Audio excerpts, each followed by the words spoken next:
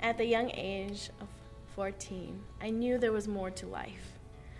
I came from a non-Christian home, not very religious. We were taught that you just live life and then you die and you get buried. I knew there was more to life. And that's when I started the search for spiritual truth, for understanding. So I ended up deciding to dedicate a whole year to finding truth. I wanted to figure out what the purpose of life was. If something ended up contradicting itself, I ended up moving on and studying something else. So I studied Hindu, Islam, Mormonism, Jehovah's Witness, everything I could possibly think of. And then it came to the last thing, which was Christianity. I started studying Christianity, and it kept becoming faithful and true and consistent, and I couldn't deny it as truth. In 2006 was when I finally decided to take that leap and be baptized and discipled in Kingdom Christian Church and dedicate the rest of my life to Christ. When I was in Mexico on my first mission trip, that's when I knew.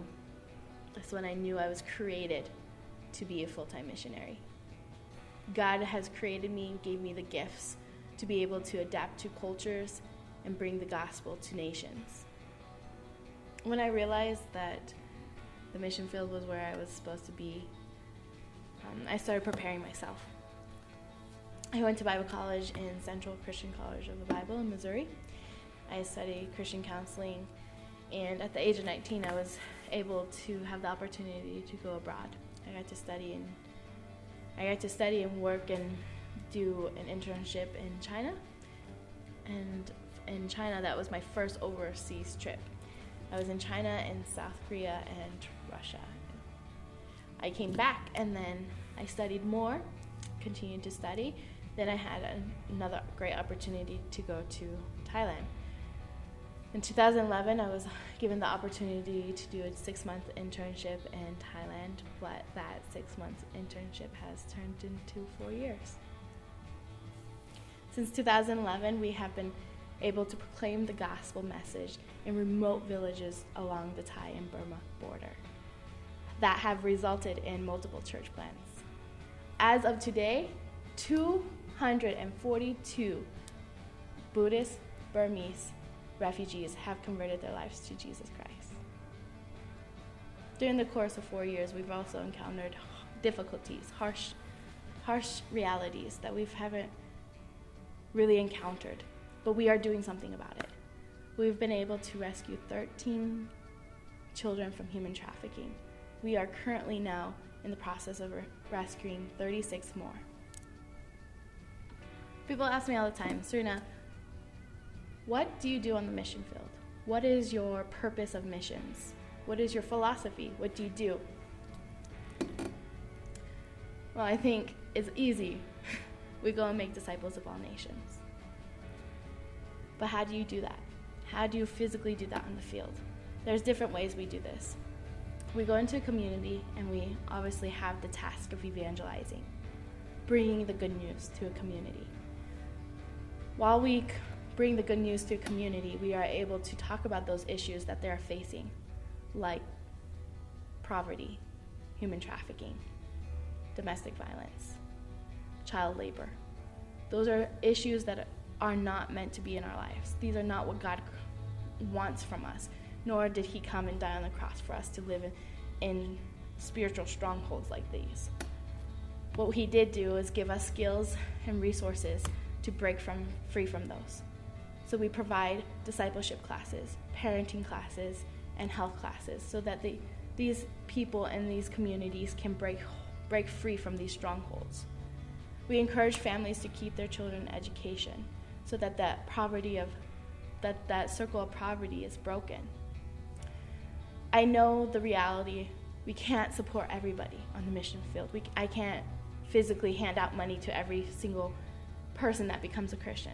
So we create programs and entrepreneurship opportunities to create their own business. This is the empowering a community to take hold of what they have empowering a community to take hold of the skills that God has already given them.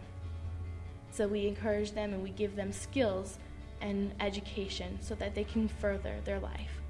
And we create small businesses, which also helps with the family, and that they don't see the need of selling their children or resorting to other means, to other unhealthy means, to fix the financial difficulty that they do have. So, in all, what we do, I tell people it's 5 E's. Easy. We evangelize, equip, educate, encourage, and empower the next generation.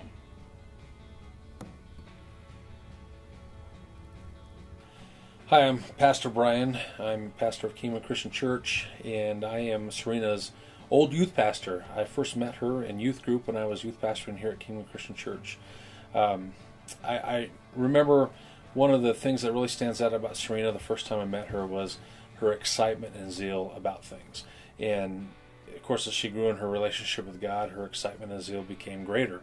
I didn't really get to know her until we started doing some work at a local mission where we're preparing meals, and we got to spend some time together and just hearing about her life but again, just really getting a feel for this zeal and passion of hers, and it became apparent that she wanted to go into ministry.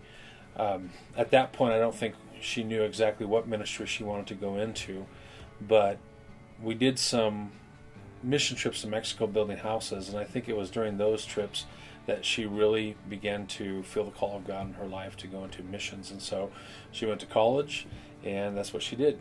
She went into missions. One of the things I really appreciate about Serina today is that she has a real love and heart for people, and she wants to see people's needs being met, and one of the primary needs is their need for Jesus in their life and their submission to Him. And so I know that she's been working hard in Thailand, trying to just spread the gospel and disciple people. She doesn't let a whole lot of things get in her way. She likes to be positive and shoot for the moon. And there's no, if there's an obstacle there, she's going to get through it to the best of her ability. So I'm really proud of her, really proud of the work that she's done, and I know God is going to use her in a great way.